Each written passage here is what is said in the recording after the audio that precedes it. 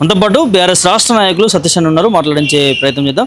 ఎట్లా చూస్తారు ఎస్ఐఆర్ ప్రక్రియ పొడిగించాలనేది మీరు డిమాండ్ పెట్టారు. ఏం ఆన్సర్ వచ్చింది ఫీడ్బ్యాక్? అంటే ఇప్పటికీ అటు బిఎల్ఓలకు కానీ ఇటు ఓటర్లకు కానీ ఒకటి ఎన్యూమరేషన్ ఫామ్స్ డిస్ట్రిబ్యూషన్ సరిగ్గా జరగలేదు. రెండు, ఆ ఎన్యూమరేషన్ ఫామ్ని ఎట్లా ఫిల్ చేయాలి, ఎట్లా సబ్మిట్ చేయాలనేది చాలామంది ఓటర్లకు అవగాహన లేదు. ఓటర్లకు అవగాహన లేకపోయినా పర్లేదు, కానీ ఇంటికి వచ్చి చేసుకొని పోవాల్సిన బిఎల్ఓలకు కూడా అవగాహన లేదు. చాలామందికి లేదు ఈ విషయం. అంటే పర్సనల్గా గ్రౌండ్లో చూస్తున్నా చెప్తున్నారు. కాబట్టి దీనికోసం ఇంకా మనకి ఇప్పుడు చూస్తే 40% కూడా కాలేదు. 40% కూడా కాలేదు. ఇప్పటికి 20 రోజులు అయిపోయింది. 60% చేయాలి, 10 రోజులే టైం ఉంది. అది పాసిబుల్ అవుతుందని మేము అనుకోవట్లేదు. కాబట్టి ఒకవేళ కాకపోతే వాళ్ళందరూ కూడా, ఎందుకంటే ఎన్యూమరేషన్ ఫామ్ సబ్మిట్ చేయకపోతే ఓటు పోతుంది. సబ్మిట్ చేస్తే ఏదో విధంగా వాళ్ళకి నోటీసులు వచ్చో ఇంకోలాగనో తర్వాత ఇంకేదైనా ఇబ్బంది ఉంటుంది, కానీ ఎన్యూమరేషన్ ఫామ్ సబ్మిట్ చేయకపోతే ఓటే పోతుంది. కాబట్టి వాళ్ళందరూ మళ్ళీ ఓటు తెచ్చుకోవడం చాలా కష్టమవుతుంది. కాబట్టి ఒకవేళ అలాంటి పరిస్థితి ఉంటే దీనికి టైం మళ్ళీ ఎక్స్టెండ్ చేయాలి. నిన్న ఆంధ్రప్రదేశ్ ప్రభుత్వం అక్కడున్న ఎలక్షన్ కమిషన్ కూడా వాళ్ళు కూడా 88% అయింది మొత్తం ఓవరాల్గా. ఇంకా మాకు ఎక్స్టెన్షన్ కావాలని అక్కడున్న సీఈఓ కూడా ఢిల్లీ ఎలక్షన్ కమిషన్కి లెటర్ రాసింది. అదే పరిస్థితి మనకు కూడా వస్తుందేమో, మనం కూడా ఒకసారి అప్రమత్తంగా ఉండాలని మా తరఫున, మా బీఆర్ఎస్ పార్టీ తరఫున మేము చెప్పడం జరిగింది. అదేవిధంగా మా బిఎల్ఏలు కొంత మీకు అసిస్ట్ చేస్తున్నారు, కానీ బిఎల్ఓలు గ్రౌండ్ లెవెల్లో చాలా సమస్యలు ఎదుర్కొంటున్నారు.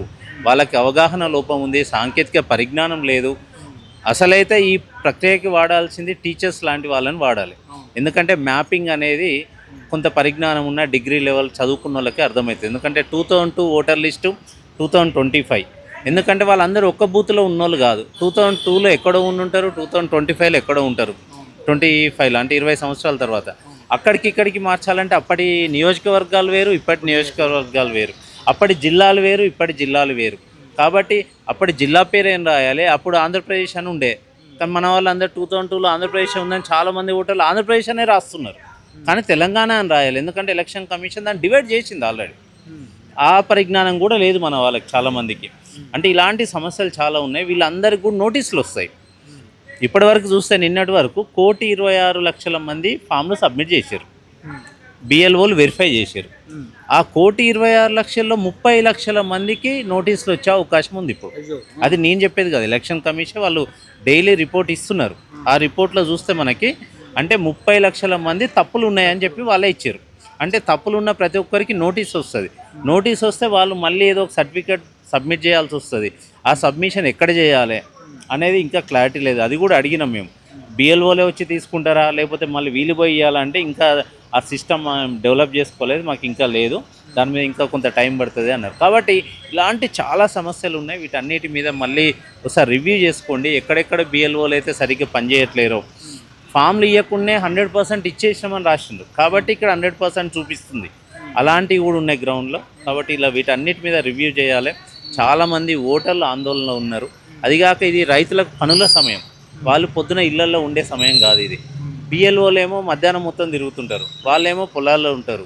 కాబట్టి ఇలాంటి చాలా సమస్యలు గ్రౌండ్లు ఉన్నాయి. వీటన్నిటి మీద మీరు ఒకసారి పునరాలోచించాలని చెప్పడం జరిగింది. ఇక్కడ ఎన్నికల అధికారులు ఏమో 90% అయిపోయింది ఎస్ఐఆర్ ప్రక్రియ అంటున్నారు, మీరేమో 40% కూడా పూర్తి కాలేదంటున్నారు. ఎట్లా చూస్తారు?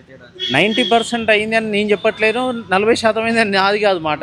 ఈ రెండు కూడా ఎలక్షన్ కమిషన్ ప్రతి 2-3 గంటలకు ఒకసారి వాళ్ళే రిపోర్ట్ ఇస్తున్నారు. ఎన్ని ఫామ్స్ డిస్ట్రిబ్యూట్ చేశారు, ఎంత డిజిటలైజేషన్ అయింది, ఎన్ని బిఎల్ఓలు వెరిఫై చేశారు, అందులో ఎంతమంది తప్పులు ఉన్నాయని నేను చెప్పేది కాదు. ఎలక్షన్ కమిషన్ ఇచ్చిన రిపోర్టే నేను చెప్తున్నా. 40% అయింది, కావాలంటే మీరు కూడా వెరిఫై చేసుకోవచ్చు. ఫైనల్గా ఈ ప్రక్రియని ఎలా ఫిల్ చేయాలనేది చాలా ఇబ్బంది పడుతూ ఉన్నారన్న. 3 బాక్సులు ఉన్నాయి, ఏ బాక్స్లో వేయాలి, ఏ బాక్స్లో ఏది ఫిల్ చేయాలనేది. సో మీరు చాలా నీట్గా ఎక్స్ప్లెయిన్ చేశారు. 1 మినిట్లో మా ఆడియన్స్. అంటే ఎన్యూమరేషన్ ఫామ్లో 3 భాగాలు ఉంటాయి. ఒకటి పైన ఎన్యూమరేషన్ ఫామ్లో ఇప్పుడున్న ఓటర్ డీటెయిల్స్, వాళ్ళ పేరు, వాళ్ళ బూత్ నెంబర్ ఏంది, వాళ్ళ నియోజకవర్గం ఏంది, దాంట్లో సీరియల్ నెంబర్ ఏంది, వాళ్ళ అడ్రస్ ఏంది, మొత్తం విత్ ఫోటో పైన వస్తుంది. వాటిని మనం పట్టించుకోవాల్సిన అవసరం. దాని కింద 3 భాగాలు ఉంటాయి. లెఫ్ట్ సైడ్ ఒకటి, రైట్ సైడ్ ఒకటి, దాని కింద ఒకటి. మనం నింపాల్సినవి 3 భాగాలు. లెఫ్ట్ సైడ్ ఫస్ట్ దాంట్లో ఎవరు నింపాలి అంటే 2002లో ఎవరికైతే ఓటు ఉంటుందో వాళ్ళు మాత్రమే ఆ లెఫ్ట్ సైడ్ దాంట్లో నింపాలి. అది ఏంటిది, 2002లో వాళ్ళకున్న ఓటు వివరాలు, వాళ్ళ పేరు ఏముండే, అప్పుడు ఏముండేనో అదే పేరు, అప్పటి వాళ్ళ తండ్రి పేరా, బంధుత్వం ఎవరైతే ఉండేనో వాళ్ళ పేరు, అప్పటి జిల్లా ఏముండే, అప్పటి నియోజకవర్గం ఏముండే, అప్పటి బూత్ నెంబర్ ఏంది, సీరియల్ నెంబర్ ఏందో అన్నీ కూడా 2002 ఓటర్ లిస్టులో ఉంటాయి. ఆ ఉన్నాయే నింపాలి, ఇంక వేరే దాని జోలికి పోవద్దు. ఒకటి కానీ రాష్ట్రం మాత్రం తెలంగాణ రాయాలి ఎక్కడైనా కూడా. రైట్ సైడ్ దాంట్లో ఏముంటుందంటే 2025లో ఓటు ఉండి 2002లో ఓటు లేని వాళ్ళు ఎవరు చేయాలి? వాళ్ళ తండ్రిలో తల్లిదో, లేకపోతే నాన్న వాళ్ళ నాన్నదో, లేకపోతే నాన్న వాళ్ళ అమ్మదో, వాళ్ళ డీటెయిల్స్ 2002లో ఎట్లయితే ఉంటాయో ఆ డీటెయిల్స్ ఇప్పుడు నీ ఇటు ఎట్లయితే చెప్పినా రైట్ సైడు 2002లో ఏవైతే ఉన్నాయో అవే వివరాలు నింపాలి, ఒక్క అక్షరం కూడా తప్పు రాయకుండా. ఈ రెండు అయిపోయిన తర్వాత ఒకవేళ 2002లో లేదు, 2025లో వాళ్ళ అమ్మ నాన్న ఓట్లు అప్పుడు లేవు అనుకుందాం. అప్పుడు కింద ఉన్న మూడో భాగంలో ప్రతి ఒక్కరు ఉన్నా లేకున్నా ప్రతి ఒక్కరు కింద నింపాలి. ఏముంటే వాళ్ళ ఆధార్ కార్డు అడుగుతారు, వాళ్ళ తండ్రి పేరు, తల్లి పేరు, వాళ్ళ భార్య, పెళ్ళైతే భార్య పేరు ఉంటుంది, వాళ్ళ ఓటర్ ఐడి నెంబర్లు ఉంటే నింపొచ్చు, పుట్టిన తేదీ వేయాలి, మొబైల్ నెంబర్ వేయాలి, కింద సంతకం పెట్టాలి. ఒక సంతకం కూడా మన తరపున పెట్టవచ్చు, మన ఇంట్లో వాళ్ళు ఎవరన్నా ఇంట్లో అవైలబుల్ లేకపోతే కూడా వాళ్ళ తరపున కూడా మనమే ఫిల్ చేసి ఇవ్వచ్చు సంతకం పెట్టి. కానీ ఒకటి గుర్తుంచుకోవాలి ప్రతి ఓటర్ ఏంది అంటే, కింద తప్పనిసరిగా బిఎల్ఓ సంతకం పెట్టించుకోవాలి. 2 ఫామ్లు ఉంటాయి, ఒక దాని మీద సంతకం మనం తీసుకోవాలి, ఇంకో దాని మీద సంతకం పెట్టి దానికి ఫోటో అతికిచ్చి మొబైల్ యాప్లో వాళ్ళు స్కాన్ చేసి అప్లోడ్ చేసే వరకు కూడా మనం చూడాలి. మనదే బాధ్యత, ఓటర్గా మన బాధ్యత. అది చేస్తేనే ఆ ప్రక్రియ మొత్తం కంప్లీట్ అయినట్టు, మన ఓటు ఉన్నట్టు. మొబైల్ యాప్లో చేయకపోయినా కూడా కాదు. చాలామంది ఏం చేస్తున్నారంటే కొన్ని పార్టీల నాయకులకి సంతకం పెట్టి ఇచ్చేస్తున్నారు. అట్లా ఇస్తే రేపు పొద్దున పొరపాటున మీ ఓటు రాకపోతే మీకు అక్నాలజ్మెంట్ ఉండదు మీ దగ్గర, మనం మళ్ళీ ఛాలెంజ్ చేయడానికి నాకు రాలేదు అని. కాబట్టి కంపల్సరీగా మనమే బిఎల్ఓకే మనమే సబ్మిట్ చేయాలి, మన ముందే వాళ్ళు అప్లోడ్ చేయించుకోవాలి. ఇది సరైన ప్రక్రియ.